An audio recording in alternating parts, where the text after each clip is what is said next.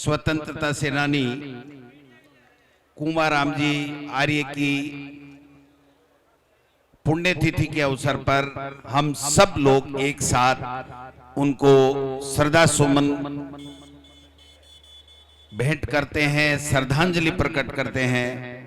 और आज का ये कार्यक्रम उनकी प्रतिमा के अनावरण का कार्यक्रम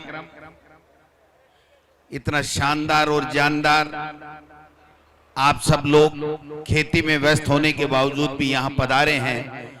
मैं दिल की गहराइयों से आपका अभिनंदन करता हूँ, आपका स्वागत करता हूँ, आपको धन्यवाद देना चाहता हूँ।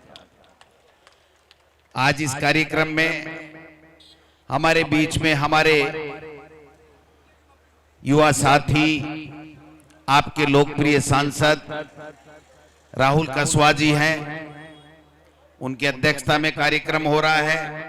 हमारे बहुत ही वरिष्ठ नेता आदरणीय नरेंद्र बुढ़ानिया साहब हैं, पूसाराम जी गोदारा साहब हैं, रतनगढ़ के विधायक साहब हैं, इंद्राज खीचड़ जी हैं, हमारी पूर्व विधायक आदरणीय सुचित्रा आर्य जी हैं, बहन कृष्णा पूनिया जी हैं, और जिनके चर्चाएं खूब हुई हैं पायल सैनी जी, जो यहाँ नगर परिषद के सभापति हैं, जिन्होंने वो करके दिखाया जो लोगों के दिलों में था। मैं समझता हूं कि आप बहुत ही भाग्यशाली भी हैं और आप बहुत बहुत धन्यवाद की पात्र भी हैं। और साथ में मेरे बड़े भाई रफीक मंडेलिया जी, इनकी एक खासियत है कि जो भी बोलते हैं दिल से बोलते हैं। हो सकता है कभी कड़वा लगे किसी को, लेकिन सच बोलते हैं और 36 कौमों को साथ लेकर के काम करते हैं। ऐसे हैं हमारे रफीक मंडेलिया साहब।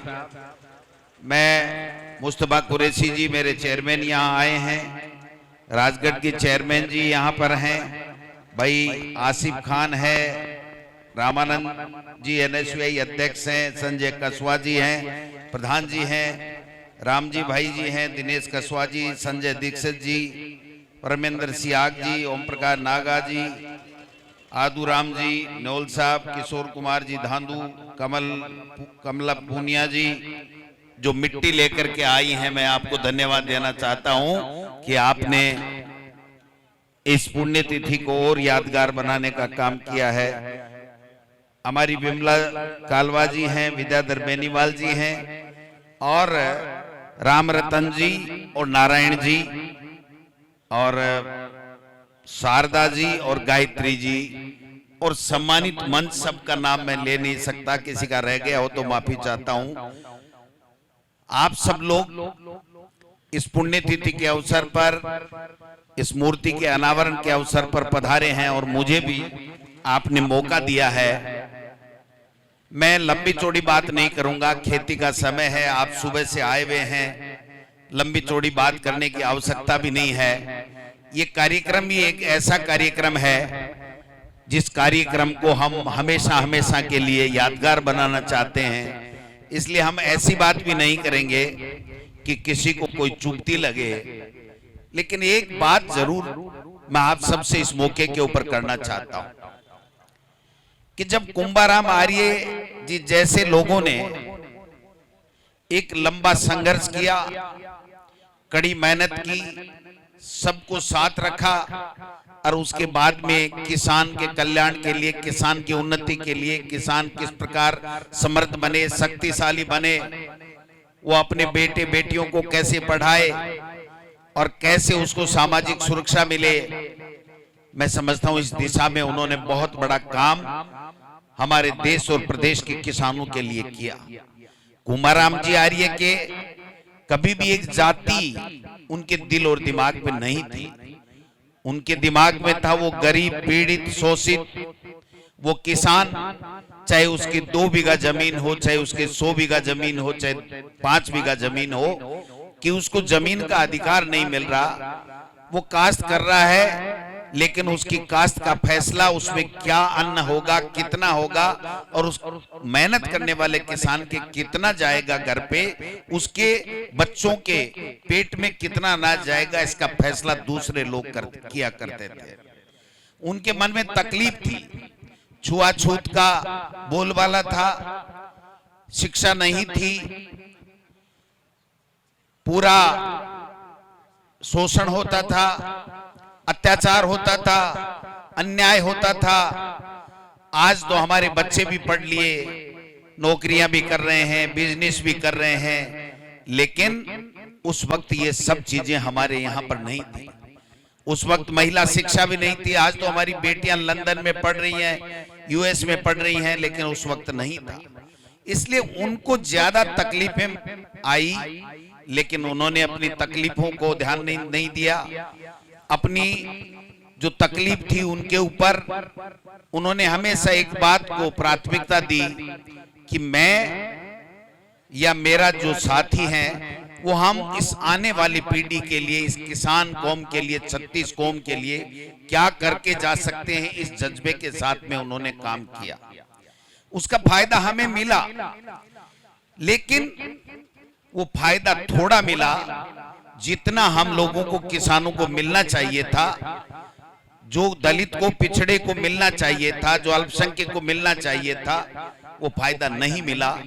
और नहीं मिलने का क्या कारण है, इस बात का विचार ऐसे अवसर के ऊपर हम लोगों को करना चाहिए। सही कह रहे थे राहुल कसवा जी कि हम लोगों को जातियों में बांट करके किसानों को अलग अलग ग्रुप बना दिए गए। ये जाट है, ये यादव है, ये ब्राह्मण है, ये अनुसूचित जाति का व्यक्ति है, ये राजपूत है। मैं कहता हूं कि राजस्थान का टीएनसी एक्ट, जो काश्तकारी अधिनियम कुमाराम जी के निर्देशन में बना, वो 1955 का काश्तकारी का कानून किसी एक जाति के लिए नहीं बना, किसी एक व्यक्ति के लिए नहीं बना, वो 36 कौमों के लिए बना।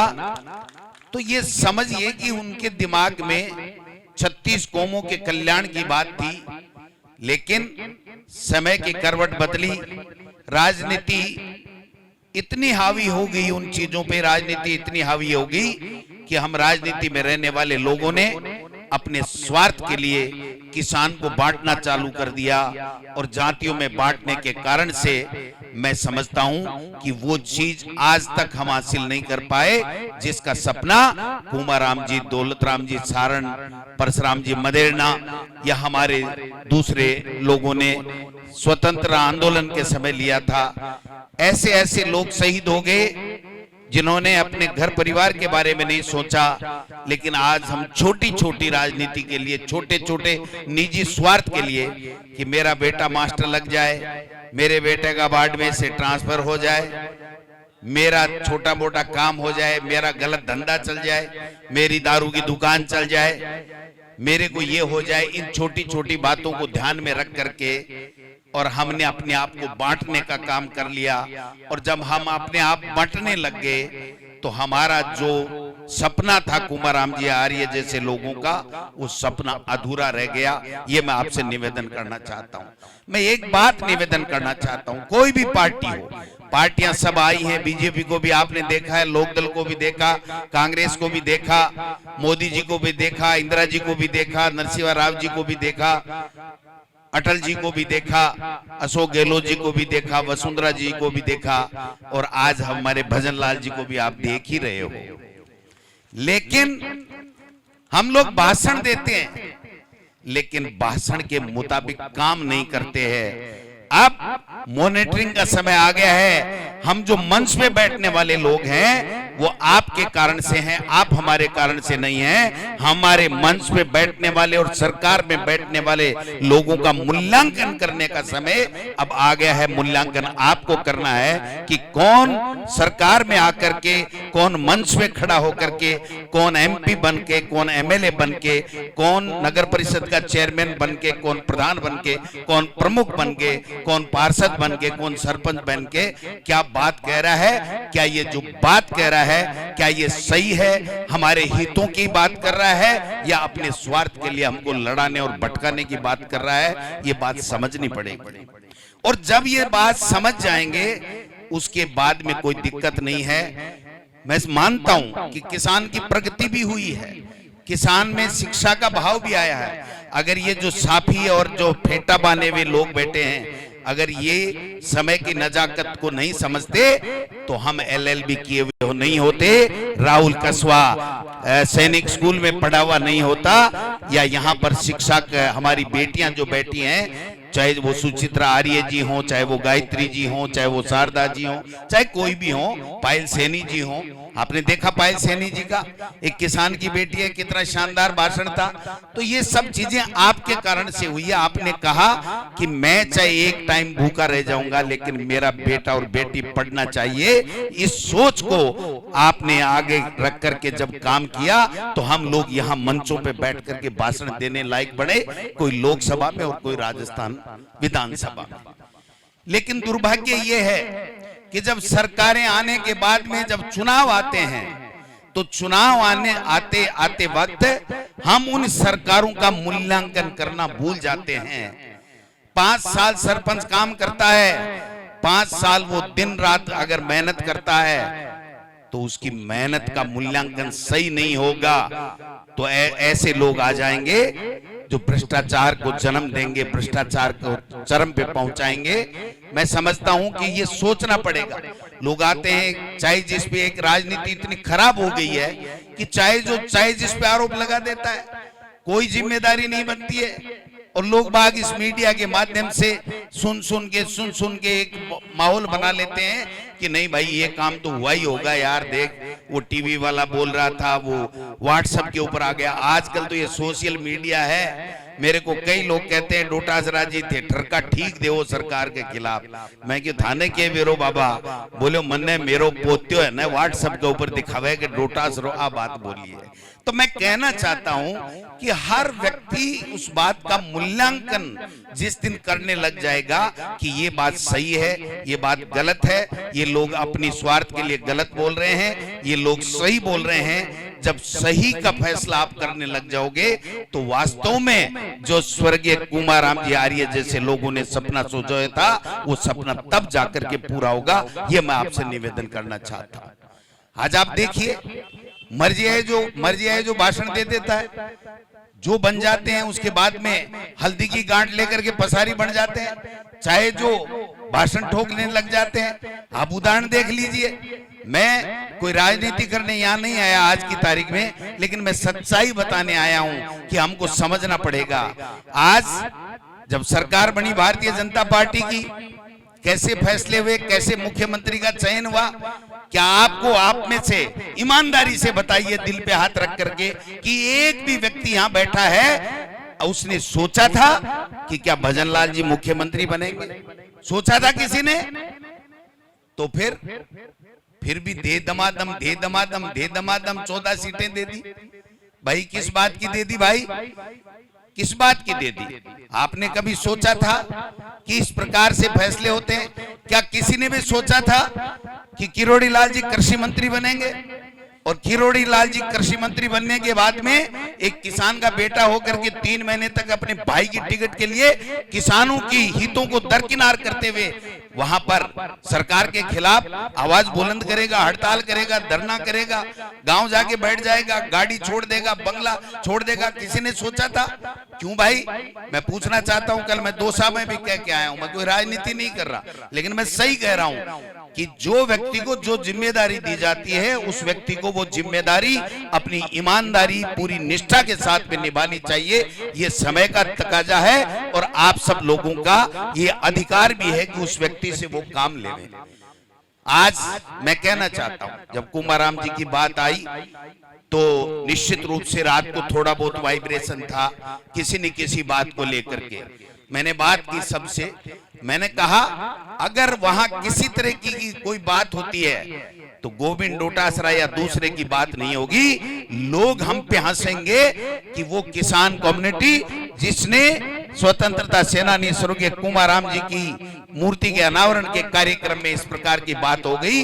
मैं धन्यवाद देना चाहता हूं मंच में तमाम लोगों को कि उन्होंने बड़ा दिल रखते हुए कहा कि नहीं, चिंता करने की बात नहीं है। हम 36 कौमों के लोग स्वर्गीय कुमाराम जी आर्य साहब से प्यार करते हैं, उनकी विचारधारा को प्यार करते हैं, उनके जज्बे को सलाम करते हैं। हम उनको सही रूप से पुष्पांजलि अर्पित करेंगे। आप लोग आइए। मेरी पत्नी कल से हॉस्पिटलाइज है, लेकिन मैं कल मेरी पार्टी के काम दौसा गया, टोंक उनियारा गया, वहां पर टोंक में देवली उनियारा गया। मैंने पूछा, मैंने कहा भाई तेरा आज ऑपरेशन है तो मुझे क्या करना चाहिए? बोली हमको तो आप कभी छोड़ चुके हो, आप पार्टी के लिए काम कर रहे हो, आपके लिए पार्टी पहनी होनी चाहिए। मेरे पास मेरे दोनों बेटे हैं, गोविंद डोटासरा को उन्होंने कहा कि आप जाइए अपना काम कीजिए, और आज अभी छुट्टी नहीं मिली, लेकिन उसने कहा कि चिंता करने की बावजूद आवश्यकता नहीं है। स्वर्गीय कुमाराम जी की मूर्ति का अनावरण है, अगर आपने हाँ भरी है तो चाहे कुछ भी हो जाए पीछे से, लेकिन आपको जाना चाहिए। ये हमारा जो कमिटमेंट है वो कमिटमेंट बोलता है। और एक मंत्री 3 महीने तक बैठा है, भवानी रूठ गई, भवानी रूठ गई, और भाई को टिकट मिलते ही भवानी जाग गई। क्या तमाशा लगा रखा है। कृषि मंत्री बनते ही ये कहते हैं, कोई टोकने वाला नहीं है इनको, कृषि मंत्री बनते ही कहते हैं कि किसान की आदत पड़ गई है कि वो लोन लेगा और फिर नहीं चुकाएगा। मैं समझता हूं कि मोदी जी किस मुंह से यहां आकर के देश में प्रदेश में भाषण देते हैं कि आपका कृषि मंत्री जो किसानों की बहबूदी के लिए, किसानों को ज्यादा से ज्यादा केंद्र और राज्य सरकार के बजट का फायदा मिले, किसान का बेटा कैसे आगे बढ़े, उसकी अच्छी शिक्षा कैसे हो, इसके लिए सरकारें बनाई है, मंत्री बनाए, मुख्यमंत्री बनाए, प्रधानमंत्री बनाए। क्या योगदान नहीं है क्या आपका? और वो ये कह रहा है कि किसान की आदत बन गई है। अरे भाई आदत तो आपकी बन गई है। खुद मंत्री, भतीजा एमएलए और भाई के लिए अनशन लेकर के सरकार के खिलाफ आप बात करने लग गए। सरकार को आपने क्रिटिसाइज करने का काम कर लिया, और टिकट मिलते ही भरत मिलाप करने लग गए। मंच के ऊपर भरत मिलाप देखा नहीं नॉमिनेशन वाले दिन? तो ये सब चीजें समझनी पड़ेगी। मैं कोई बीजेपी कांग्रेस की बात करने नहीं आया हूं। अगर कोई बीजेपी में भी अच्छा काम करता है, किसान के कल्याण के लिए काम करता है, तो उसको आप आगे बढ़ाइए, हमें किसी तरह की तकलीफ नहीं है। मैं उन व्यक्तियों में से हूं जो किसी की लकीर को मिटा करके अपनी छोटी लकीर को बड़ी दिखाना चाहता है। मैं उन व्यक्तियों में से हूं जो दूसरे की लकीर से बड़ी लकीर लगाने, लिखने के लिए, बड़ी लकीर खींचने के लिए अब दिन रात मेहनत करता है, सबको साथ लेकर के चलता है। मेरे लक्ष्मणगढ़ के अंदर मुझे 36 कौम के लोग प्यार करते हैं, 36 कौम के लोग वोट देते हैं, वरना मैं डायरेक्टर बना, प्रधान बना, और 4 बार मुझे एमएलए बनाया। जब से मैं बना उसके बाद में प्रधान, जो मैंने कांग्रेस पार्टी का चाहा तो कांग्रेस पार्टी का बनाया। वो इसलिए बनाते हैं कि मैं सच्ची बात करता हूं, मैं नकली बात नहीं करता, झूठी बात नहीं करता। मंच से भाषण कई नेता देते हैं, हम 36 लोगों के 36 कौम की बात करते हैं। और जब समय आता है, जब उस किसान को 36 कौमे के लोगों को तकलीफ होती है, तो वो 1-2 कौम की बात करके अपनी इतिश्री कर लेते हैं, आपसे मुंह मोड़ लेते हैं। ऐसे लोगों से सावधान रहने की आवश्यकता है। अगर हम ये कर लेंगे तभी तो इन मूर्तियों की सार्थकता होगी, तभी तो इनके सपनों को पंख लगेंगे। अगर हम यहाँ गोलमाल करेंगे, इस मूर्ति में क्या है साहब, मूर्ति लगे नहीं लगे, अगर उसका सम्मान नहीं है, उनकी विचारधारा को आगे बढ़ाने की हमारे मन में जज्बा नहीं है, उनके जो पद चिन्ह है उनके ऊपर चलने की बात नहीं है, उनके जो सपने हैं उनको पूरा करने का जज्बा हम में नहीं है, तो फिर मूर्ति लगाने से कोई फायदा नहीं है। मूर्ति तभी लगनी चाहिए और मूर्ति का सम्मान हो, और जिस व्यक्ति की मूर्ति लगती है ना, वो 36 कौमों में उस पूरे देश और प्रदेश के लोग उसको प्यार करते हैं, उसकी विचारधारा को पसंद करते हैं, तब उसकी मूर्तियां लगती हैं। तो उस मूर्तियों से प्रेरणा लेने की आवश्यकता पड़नी चाहिए, और उस आवश्यकता अगर हम लेंगे, अगर हम उससे प्रेरणा लेंगे तभी तो हमारा भला होने वाला है। अगर हम यही कह देंगे कि साहब, मैं एक बार गया था गुजरात में, मेरे को मेरी पार्टी ने लगाया था, बहुत समय पहले की बात है, तो एमएलए बनने के बाद में 2008 में मैं बन गया था।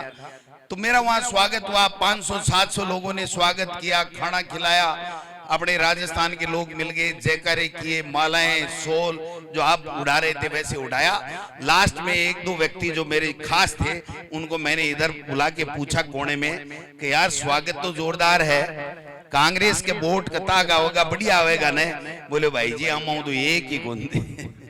अरे मैं को भाई जद थे स्वागत कर रहे हो, मारो अभिनंदन कर रहे हो, गोविंद डोटासरा जिंदाबाद, गोविंद डोटासरा जिंदाबाद। सोल भी लाया हो, खाणो भी खिलाए है, 2-3 लाख रुपया को खर्चो भी करे है, तो फिर थे मारे के वो वोट ही नहीं दो तो फिर के फायदो ही स्वागत से मनिया बताओ। ये माड़ा की तो मेरे शौक को नहीं, खाणू मेरे घरा खाऊं, भगवान दे रहा क्यों है। मेरा माँ बाप, मेरा दादा दादी मेहनत कर कर कर आज की जागीरदारी अधिनियम खत्म हो, टीनेंसी एक्ट लागू हुई हो ना, तो बीघा मायने 365 बीघा जमीन मारे दादा के भी आएगी, चाहे टीबा की, लेकिन बात जमीन आएगी तो बीस मेरो काम आराम से चले, मेरा टाबर भी पड़े लगा। तो थे भाई वो स्वागत मेरो क्यों कर रहे हो? बोले भाई जी अगर मैं थाने वोट दे दिया तो शाम का इनकम टैक्स आ जाए। अगर हमने आपको वोट देने की, कांग्रेस को वोट देने, गुजरात की बात कह रहा हूं, खुले मन से कह रहा हूं। फिर मैं एक प्रोग्राम में गया, माइनॉरिटी का प्रोग्राम था, तो माइनॉरिटी का प्रोग्राम में गया तो मैंने जोर जोर से, वहां नया नया आदमी था, एमएलए बना हुआ था, आवाज तेज थी, वकील था, तो मैंने भाषण ठोक दिया। तो एक बड़े सफेद दाढ़ी वाले मुल्ला जी बैठे थे कि भैया इधर आ, तू एमएलए बन गया क्या? मैंने कहा बन गया। बोला थोड़ा यहाँ गुजरात में भाषण धीरे दे, थोड़ा थोड़ा धीरे बोल। मैंने कहा क्या हो गया, मैंने कोई गलत बोल दिया क्या? बोला गलत नहीं बोला, इतना सच्चा बोल गया, लेकिन इतने सच्चे की आवश्यकता नहीं है। शाम को हमारे मोहल्ले में लोग टायर जलाने आ जाएंगे, हमारी बहन बेटियों का निकलना मुश्किल कर देंगे। ये जो माहौल पैदा हो गया है, इस माहौल से निजात दिलाने के लिए हमको 36 कौमों को एक होना पड़ेगा। जो किसान कम्युनिटी में जन्मा है वो किसान है, और जो किसान है उसकी कोई जात नहीं है, उसको सबका बराबरी का हिस्सा है। वो SC ST है, राजपूत है, जाट है, ब्राह्मण है, कोई भी कम्युनिटी का है, छिपा है, धोबी है, तेली है, कोई भी होगा। इसलिए अगर किसान का भला हम चाहते हैं तो जो किसान की बात करने वाले लोग हैं उनको परखना पड़ेगा आपको कि ये सही कह रहा है, अपने हित की लड़ाई करा करके अपने का MLA और MP बनाने और अपनी सरकार बनाने की बातें कर रहा है, या ये व्यक्ति वास्तव में किसान के भले की बात कर रहा है। 14,000 करोड़ का लोन माफ किया ना सरकार ने, कांग्रेस की सरकार ने किया, और नेशनलाइज बैंकों का हम नहीं कर पाए। एक भी व्यक्ति कोऑपरेटिव बैंक का कर्जा माफ था, वो सारा माफ कर दिया, लेकिन नेशनलाइज का इसलिए नहीं कर पाए कि केंद्र जो रिजर्व बैंक है वो, मैं समझता हूं कि वो अगर कोई गाइडलाइन देता, जैसे बड़े बड़े सेठ साहूकारों की, बड़े बड़े उद्योगपतियों के लिए वन टाइम सेटलमेंट और NPA करने की जो प्रथा चली हुई है बड़े बड़े उद्योगपतियों के लिए, अगर उस तरीके की केंद्र सरकार व्यवस्था करती तो मैं गारंटी के साथ कहता हूं गोविंद डोटासरा उस पार्टी का प्रदेश अध्यक्ष था। उस पार्टी के प्रदेश अध्यक्ष के नाते मैं जिम्मेदारी से हर मंच पे कहता था कि हमारे किसान भाइयों का, नेशनलाइज बैंकों का भी अगर केंद्र सरकार चाहे तो हम कर्जा माफ करेंगे, बिल्कुल से उसमें 1 रुपए का कर्जा नहीं रहना चाहिए। ये कमिटमेंट की बात होती है, और आज आते ही कह दिया कि कोई कर्जा न तो मिलेगा तो माफ नहीं होगा, और उसके बावजूद भी ठोक डकाटक 115 दे करके मोदी जी आए। काली डायरी, लाल डायरी, डोटासरा ने पेपर चोर कर लिया, उसने चोर कर लिया, इसने चोर कर लिया। अरे भाई डोटासरा ने पेपर चोरी कर लिया तो तुम्हारे में औकात और हिम्मत होनी चाहिए। डबल इंजन की सरकार है। गोविंद डोटासरा तो कह रहा है कि जिसने बेईमानी की, किसने जो बेरोजगारों के साथ, युवाओं के साथ धोखा किया, उनको जेल के अंदर डालिए ना। कौन मना कर रहा है आपको? मना कौन कर रहा है? लेकिन मना नहीं करना है। रोजाना इनको भाषण तो आते नहीं है, नए नए लोगों को बना दिया, कुछ भी बना दिया। सुबह हेलीकॉप्टर में बैठे भाषण ठोको, भ्रमित करो और शाम को घर आ जाओ। ऐसे नहीं चलेगा। अगर कोई जिम्मेदार व्यक्ति, चाहे वो किसी भी पद पे है, चाहे वो MLA है, MP है, मंत्री है, मुख्यमंत्री है, प्रधानमंत्री है, चाहे वो चेयरमैन है, अगर वो कोई बात करता है तो उसकी बात की वैल्यू होनी चाहिए। उस बात के ऊपर उसको अपनी नाप तोल के बात करनी चाहिए। ऐसे डगमग अपने वोटों के लिए ये दे रहा है, ये जाति इधर दे देगी, ये जाति इधर दे देगी, और ये कर करके भारतीय जनता पार्टी की जो षड्यंत्रकारी नीतियां हैं वो चल गई। और हरियाणा के अंदर आपने देखा होगा कि किस प्रकार से सबको एक दूसरे को बांट दिया। तुम इधर जाओ, तुम इधर जाओ, तुम इधर जाओ, तुम इधर जाओ, और फिर बाकी मेरे पीछे रह जाओ। फिर वही बीजेपी जब 5 साल तक हम कहते रहे कि हरियाणा में किसान और 36 कौम के साथ में अन्याय हो रहा है, तो जब हरियाणा का नंबर आया चुनाव का और जब ये तय हुआ कि कांग्रेस की सरकार किसान के लिए काम करेगी, तो उस कांग्रेस की सरकार की बारी आई तो वो बारी डगमगा गई भाई साहब। राजस्थान में क्या हुआ साहब, हर व्यक्ति कह रहा था महंगाई रात कैंप तुम्हारा अच्छा है, किसान को कर्जा आपने माफ किया, स्कूलें खोली, अंग्रेजी मीडियम की स्कूलें आपने खोली, पेंशन दी कि नहीं दी बाबा? बुजुर्ग को पेंशन दी कि नहीं दी कांग्रेस की सरकार ने? खेत के अंदर रास्ता नहीं होने के कारण से किसान लड़ाई झगड़े करता था, भाई से भाई लड़ता था। किसान को अधिकार दिया, कानून बनाया, 2008 से 13 के अंदर कानून बनाया, 2011 में आपने देखा कि नहीं देखा पता नहीं, सबको पता होगा कि खेत में हर खेत के रास्ता होना चाहिए, ये कानून बनाने का काम किया। लेकिन कोई बात नहीं, जब वो कानून बनाया तब भी जब नंबर आया तो चित, और दोबारा जब इतना काम करने के बाद में जब नंबर आया तो कि नहीं, मोदी जी हरियाणा के बराबर पेट्रोल राजस्थान का कर देंगे, महंगाई कम हो जाएगी, हमारे सब बच्चे लंदन पढ़ जाएंगे और सारे भ्रष्टाचारी जेल में जाएंगे और सारे हरीश चंद्र इस सरकार में मंत्री और मुख्यमंत्री बन के बैठ जाएंगे। देखना इनके नमूने, देखना अगली विधानसभा में हम लोग बताएंगे कि इन्होंने क्या क्या बेईमानियां की हैं, क्या क्या काम किए हैं। इसलिए ये चीज समझने की आवश्यकता है। मैं कोई कांग्रेस बीजेपी की बात नहीं कर रहा। अगर आपको लगता है कि गोविंद डोटासरा गलत बात कर रहा है तो आपको रात को 2 बजे भी आपको अधिकार देता हूं कि आप फोन करिए कि गोविंद डोटासरा जी आप उस मंच में ये भाषण दे रहे थे, आज आपने ये गलत बात की है। मैं समझता हूं कि मैं अगर मंथन नहीं करूंगा, मनन नहीं करूंगा और उसमें विचार नहीं करूंगा तो मैं आपका सही जनप्रतिनिधि नहीं हो सकता हूं, क्योंकि आपके अंदर वो जज्बा, आज फील्ड में रहते हो, लोग क्या सोचते हैं, गांव के लोग क्या सोचते हैं, बच्चों के भविष्य के बारे में आपसे बेहतर कोई नहीं जानता। हम चाहे कितने ही पढ़ के लाट साहब बन गए, लेकिन ये जो फेंटा लेकर के जो बुजुर्ग बाबा बैठे हैं ना, इनसे ज्यादा कोई नहीं जानता। अगर ये नहीं जानते कि पढ़ने का क्या फायदा है तो हम जैसे लोग पढ़ करके आगे नहीं बढ़ते। ये मैं आपको निवेदन करना चाहता हूं। इसलिए ये जो अच्छे लोग, महापुरुष जो 36 कौम को साथ लेकर के किसान के कल्याण के लिए कुछ करके गए हैं, उनकी मूर्तियां लगने के बाद में हम हमेशा उसके ऊपर मनन करें। अवसर आए, पुण्यतिथि का आए, जन्म तिथि का आए, चाहे हमारे घर पे ब्याह शादी हो, कोई कार्यक्रम हो, इन लोगों ने जो अच्छे काम किए उसकी चर्चा कीजिए और चर्चा करने के बाद में हमारे समाज में ऐसे लोगों को तैयार कीजिए, ऐसे लोगों को आगे बढ़ाइए जो सबको साथ लेकर के चलने की बात करते हैं, जो किसान के भले की बात करते हैं, हमारे आने वाली पीढ़ी, हमारे बच्चों की अच्छी शिक्षा की बात करते हैं, अच्छे संस्कार की बात करते हैं, गरीब के कल्याण की बात करते हैं, गरीब को और ऊपर उठाने की बात करते हैं, दलित पिछड़ों से भेदभाव नहीं करने की जो बात करते हैं, ऐसे लोगों को आगे बढ़ाने की आवश्यकता है।